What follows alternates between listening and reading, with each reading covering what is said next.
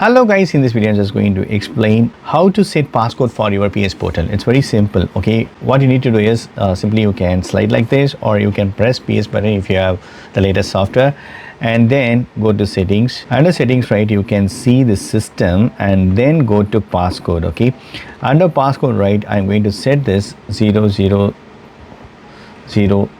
or you can use the buttons as well. Your passcode is set. If you enter the wrong passcode 10 times in a row, you will be locked out for 10 minutes. I'm going to give OK. So that's it, friends. If you want to delete, right, your passcode, that also you can delete it. If you want to change the current passcode, that also you can do it. So that's it, friends.